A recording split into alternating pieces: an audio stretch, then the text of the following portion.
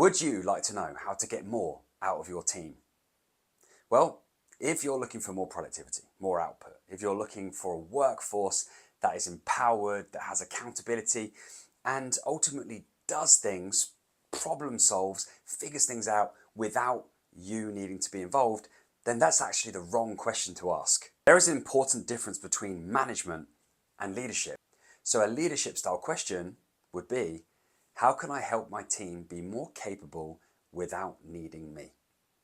That is what leaders create. And there is a big difference between a culture of management and a culture of leadership.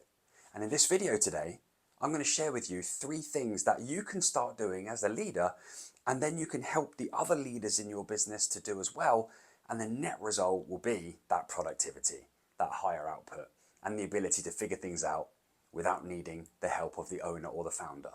So the first thing that we're going to do to install a culture of leadership and move things from management to leadership is ask better questions. This is a philosophy, a culture that has to go right through your organization, and you have to be the one to set the tone. When you ask better questions, you are able to empower people, and when you do that, more things can get done without you having to be involved, which is ultimately the goal. Otherwise, you're going to have to do everybody's job as well as your own. What a manager does is often provide the solution. Oh, here's how you solve that, or here's what you need to do. Here's how you need to handle this situation. This is what worked for me. This is what you should do. Here's the process. Read this. A manager deals with it in that way. That's short-sighted and shallow. And the individual that's receiving that information and those instructions will never learn how to figure things out for themselves. A leadership culture would be to ask a question such as, what are your options? What are you sure about? How do you see this going? Who could possibly help you figure this out? How long do you have? What's our best move here? What is it that you're concerned about? Where do we need to go with this? Now, these are all open questions that create thinking. They create a landscape of open-minded approach. It enables the other person to be able to figure things out, to open doors and start going down paths in order to discover what options are out there. This process in itself, when put through the organization as a culture, helps everyone to be growing all of the time. And it stops that micromanaging, that blocking of growth that seems like a solution, seems like good management, but is terrible leadership. Asking better questions is the first place to go, and when you install this culture, great things begin to happen. People start becoming more accountable, more empowered, and the net result of that is that you as a leader are able to trust that things are going to get done without you needing to be involved. The second thing, in order to move from a culture of management to a culture of leadership, is to praise decision making.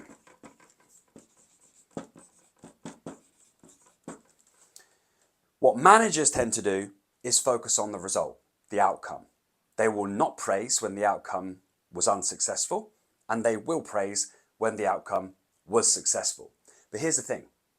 In the process of someone putting in the work, doing the time, being prepared, learning how to do something, figuring out a problem, putting something together, all of those decisions, all of those factors, all of those moments that that person had within that whole journey, there are so many things there potentially that can be praised. And when they're praised, they're reinforced.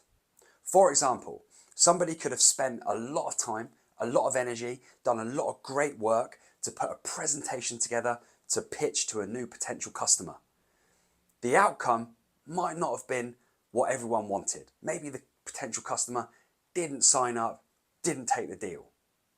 But within the process, there have been so many things that deserve praise, where that individual has put in some hard work and made some great decisions in order to arrive at that presentation.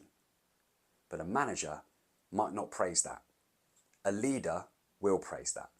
Now, only give that praise when it's deserved, when there have been genuine attempts to do the right thing, figure things out, work under pressure, meet deadlines. Those things, those decision makings, they need to be praised, even when the outcome is not what the company would ideally want to happen. Equally, if someone makes a decision because they were put under pressure and it turns out almost being a small mistake, the ownership of the decision is still there to be praised. Because without that, we will always have this attitude and this culture of, well, I'm not going to make a decision, somebody else will. And worse still, I'll leave it to the boss. You will never free yourself. You will never have an empowered team that is accountable, that is able to solve problems, make decisions, and take care of business for the company, because they will always be waiting for you to step in. So start thinking about how you can praise decision making and then install that as a culture so that your management team, or as I prefer to call it, your leadership team, can start doing this as well within their departments, within their area, within their teams. Point number 3, to move from a culture of management to leadership, think about more develop versus less directing. It's ironic that most leaders, most business owners are directors within their business, and they might spend up to 90% of their time on tasks and on doing things and directing. But really, we should be spending a large amount of that time on developing. As well as being a director, you have to also be a developer. That means spending time working with your leadership team, helping them to improve, offering your time and energy to help them do what they do at a greater level. A lot of business owners think that their employees work for them. Well, I like to challenge business owners and flip it the other way and say, what if you actually are the one working for your team? Your time, your energy, your attention is valuable to people when they need it. We've got to be able to approach things from a well-being perspective, as well as a task management perspective and a professional development perspective. But all of these things are develop qualities, not direct qualities. They're not about task and time management. They're not about this needs to be done and that needs to be done. Here's the deadline and here's the thing. It's about the people. When you are in charge, when you are leading a team of people, and in particular, when you're leading a team of leaders, you've got to set that example and be there to develop others.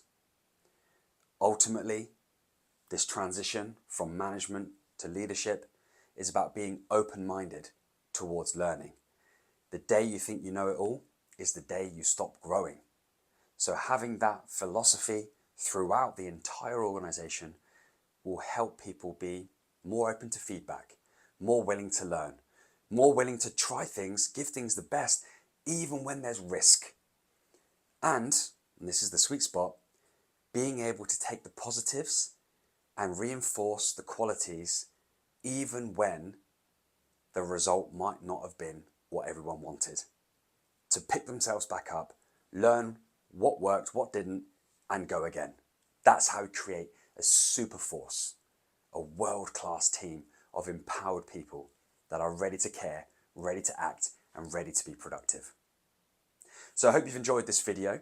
If you need help with this, that's literally what I do. I come in and work with management teams and turn them into leadership teams. Then just send me an email, tommy@tommygentleman.com. Or if you're just here to learn a little bit, grow yourself and get some ideas, thanks for watching and stick around. Subscribe to my YouTube channel because I make videos like this for leaders like you all of the time. Thanks for watching. See you in the next one.